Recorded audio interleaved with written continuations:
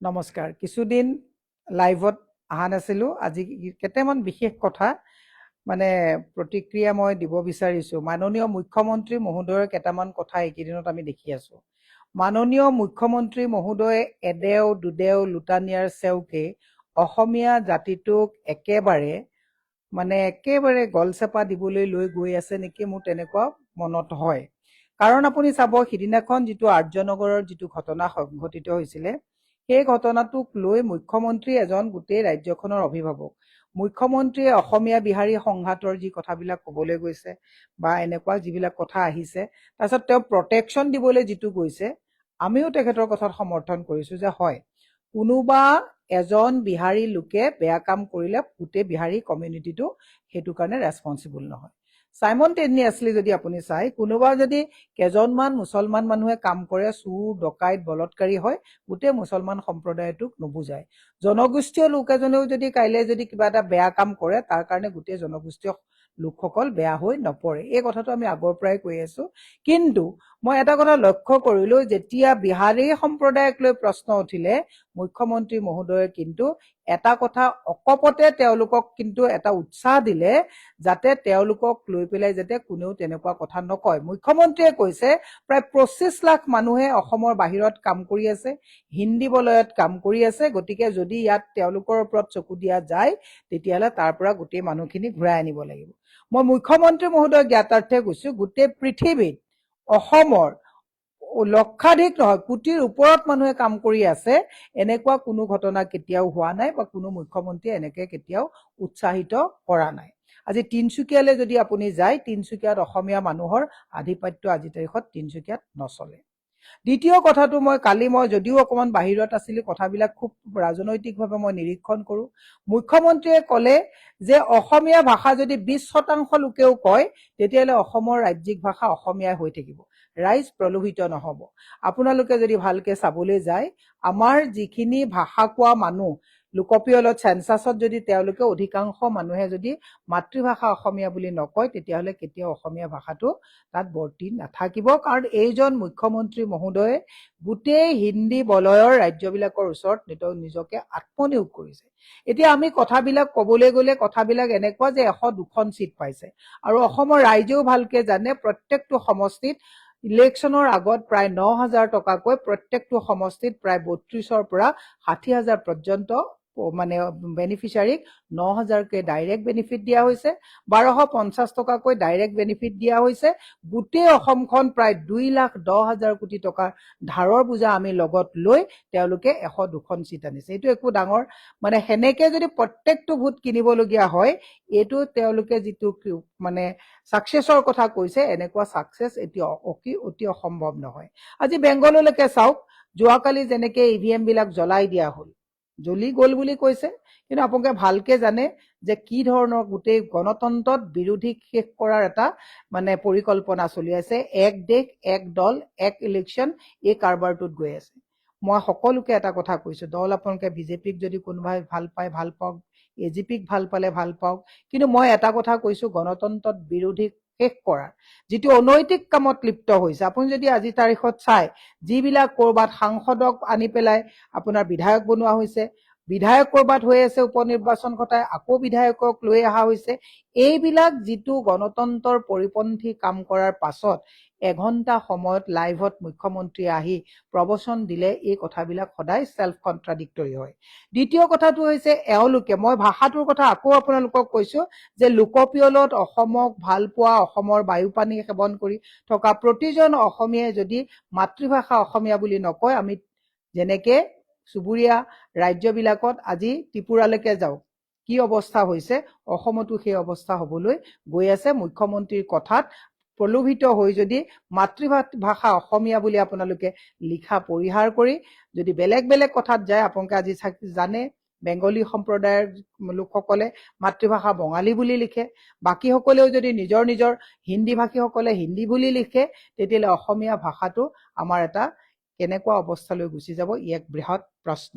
গতিকে সকলোকে অসমক ভাল পোৱা লোকসকলক এই সাৱধানতা আৰু সতৰ্কতা ল'বলৈ আমি অনুৰোধ জনালো। এটা জাতি যদি নিজৰ জাতিৰ যদি মাটি নাথাকে, এটা জাতিৰ যদি ভাষা নাথাকে, এতিয়া মুখ্যমন্ত্ৰীয়ে কৈছে নৰ আৰু নাৰায়ণৰ কথা কৈছে যে নৰ আৰু নাৰায়ণ, অসমৰ মানুহে আশীৰ্বাদ দি তেওঁক 102টা চিট দিছে। হয়, অসমৰ মানুহে আপোনাক আশীৰ্বাদ দি 102টা চিট দিছে। সেইকাৰণে অসমৰ মানুহৰ জ্ঞাতাৰ্থে যদিও আমি বিৰোধী দলৰ হয়, আপোনাক অনুৰোধ জনাইছো 6 জনগোষ্ঠীৰ জনজাতিকৰণ, অসমৰ ভাষা সংস্কৃতিক সংৰক্ষিত কৰা এই কামবিলাকো মুখ্যমন্ত্ৰী মহোদয়ে কৰিলেহে নৰ নাৰায়ণৰ আশীৰ্বাদ সঁচা অৰ্থত মানে প্ৰতিফলিত হ'ব। গতিকে মই আপোনাক এটা কথা কৈছো, মুখ্যমন্ত্ৰীয়ে কৈছে যে হিন্দী ভাষীসকলৰ লগত বিহাৰীসকলৰ লগত কম্পিটিশ্যন কৰিবলৈ হলে IAS হওক, ডক্টৰ হওক, IPS হওক, খুব সুন্দৰ কথা কৈছে। কিন্তু যোৱা 5টা বছৰত চৰকাৰী প্ৰায় 6 লাখ ছাত্ৰ ছাত্ৰীয়ে চৰকাৰী বিদ্যালয় যোৱা বন্ধ কৰিছে। 15,56,000 ল'ৰা ছোৱালীয়ে মধ্যাহ্ন ভোজন দিয়াৰ পিছতো স্কুল যোৱা বন্ধ কৰিছে। স্কুলৰ যিটো চৰকাৰী স্কুলৰ যি ব্যৱস্থা বন্ধ কৰি শিক্ষা অৱস্থাটোক গলচেপা দি মুখ্যমন্ত্ৰী মহোদয়ে IAS আৰু IPS আৰু ডক্টৰৰ কথা কোৱাটো উচিত নে? মই মুখ্যমন্ত্ৰী মহোদয়ৰ বন্ধু প্ৰতিম ধৰ্মেন্দ্ৰ প্ৰধান ডাঙৰীয়াই নিট এক্সামক লৈ যিখিনি কাম কৰিলে এইখিনি কথাত আপোনাৰ লগত যথেষ্ট ভাল।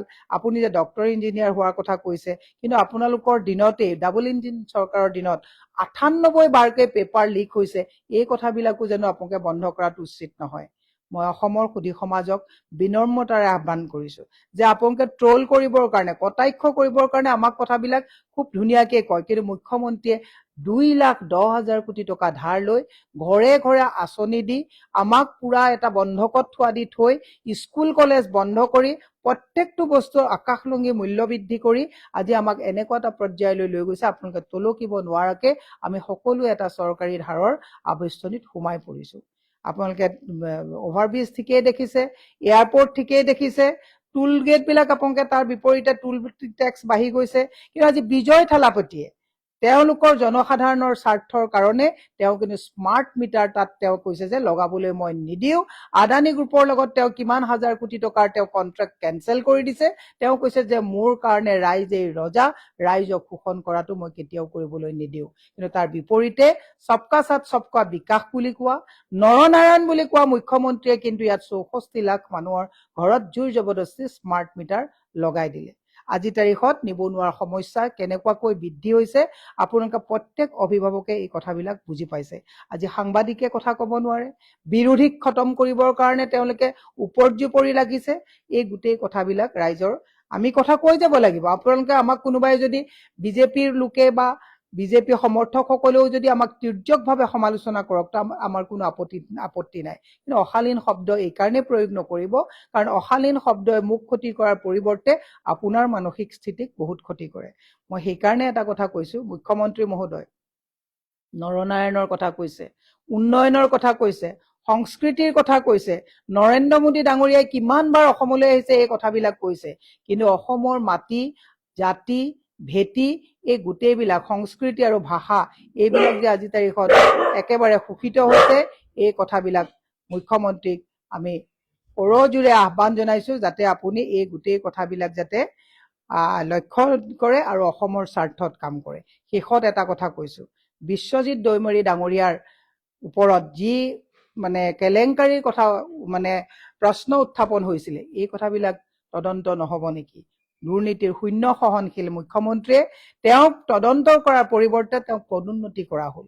আপোনাৰ গোটেই কথাবিলাক যিবিলাক লাইভত বহি আপুনি কয়, মই শুনো আপোনাৰ লাইভবিলাক, কিন্তু আপুনি লাইভত কোৱা কথাখিনি আৰু আপুনি কামত কাম কৰা মানুহজন একেই নহয়। দুৰ্নীতিত আপোনাৰ গিৰগাই কেলেংকাৰীৰ পৰা আদি কৰি বিশ্বজিৎ দৈমাৰী শেহতীয়া কেলেংকাৰী যিবিলাক আছিলে, এই কেলেংকাৰীক তদন্ত কৰাৰ পৰিৱৰ্তে আপোনালোকে PSO, আপোনালোকে ক'লে যে নেতা মন্ত্ৰীৰ লগত থকা PSO, PA বা সৰু সৰু যিবিলাক অফিচাৰ আছে তেওঁলোকৰ ওপৰত দৃষ্টি নিক্ষেপ কৰিব, কাৰা হ'ব, বাঘৰ দৰে জঁপিয়াই পৰিব। বিশ্বজিৎ দৈমাৰীৰ ওপৰত কেতিয়া আপুনি বাঘৰ দৰে জঁপিয়াই পৰিব? এই কথাবিলাকো কিন্তু বৃহৎ প্ৰশ্ন। সেয়ে মই আপোনালোকক এটা কথা কৈছো, পাৰ্পল চিটিও বনাম বুলি কৈছে, পাৰ্পল চিটিও বনাওক, কিন্তু তাৰ পৰিৱৰ্তে কৃত্ৰিম বানপানীৰ পৰা গুৱাহাটীখনক সকাহ দিয়ক, বিশুদ্ধ খোৱা পানীৰ ব্যৱস্থা কৰক, আৰু পদপথত আপোনালোকে যি জৰীপ কৰি পদপথত কাম কৰি থকা মানুহবিলাকক আপোনালোকে জৰীপ কৰি পদপথৰ লোকসকলৰ ওপৰত আপোনালোকে ব্যৱস্থা লোৱাৰ কথা কৈছে, কিন্তু পদপথৰ লোকসকলে এই কামখিনিয়ে যদি নকৰে, তেওঁলোকক যদি সুকীয়া পদপথৰ পৰিৱৰ্তে যদি বজাৰৰ ব্যৱস্থা কৰি নিদিয়ে, তেতিয়াহ'লে চুৰ ডকাইত হোৱাৰ বাদে কোনো গত্যন্তৰ নাথাকিব। সেইকাৰণে মুখ্যমন্ত্ৰী ডাঙৰীয়ালৈ আমি কৰজোৰে অনুৰোধ জনাইছো, কথা কোৱা আৰু কৰাৰ মাজত বহুত পাৰ্থক্য আছে। আপুনি যিখিনি চমকপ্ৰদ কাম কৰিছে, 102টা চিট য'ত পাইছে, ইয়াৰ আপুনিও নিজকে এপাক সুধিব, প্ৰত্যেকটো সমষ্টিত 30ৰ পৰা 60,000লৈকে 9,000 টকীয়া ডাইৰেক্ট বেনিফিচিয়াৰী ৰাখি গোটেই মানুহবিলাকক যে অৰ্থনৈতিকভাৱে কোঙা কৰিছে, ই কেনেধৰণৰ ই ফলাফল, ইও এপাক আমাৰ সকলোৰে চিন্তনীয় বিষয় হৈ আহি পৰিছে। গতিকে আপোনাক শুভেচ্ছা দিছো, আপোনাৰ দিনত ভাল হওক, কথা আৰু কামৰ মাজত সামঞ্জস্য থাকক, তাৰেই কামনা কৰিছো। ধন্যবাদ।